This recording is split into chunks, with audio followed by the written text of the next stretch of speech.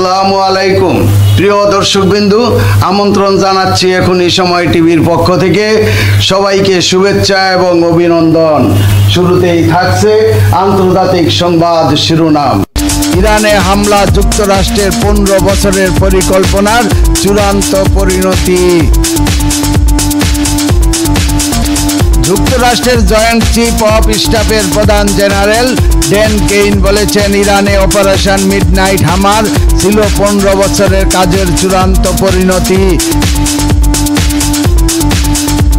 তিনি বলেন, হামলায় ব্যবহৃত অস্ত্রগুলো ফারদু পারমাণবিক স্থাপনায় হামলায় যাতে সাফল্য অর্জন করা যায় সেই জন্য এই ডিজাইন, পরিকল্পনা এবং সরবরাহ করা হয়েছিল।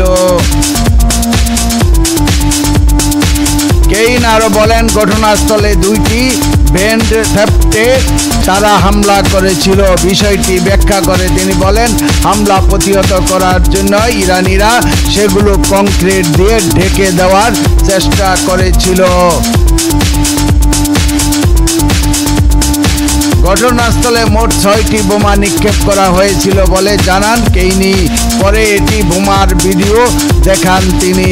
ফোর্দো সাইডের কথা উল্লেখ করে জেনারেল ড্যান কেইন বলেন, ইরানের পাহাড়ের গভীরে একটি প্রকল্পের বিষয়ে আমেরিকা প্রথমে গোয়েন্দা তথ্য পেয়েছিল।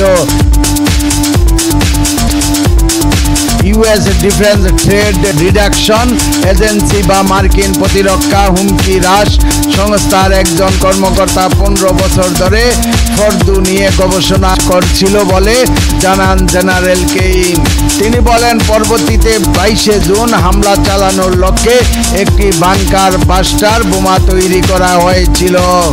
প্রিয় দর্শকবৃন্দ, আজকের প্রতিবেদন এই পর্যন্তই শেষ করছি। আমি মনসুর রহমান পাশা, এখনই সময় টিভি। আল্লাহ হাফেজ।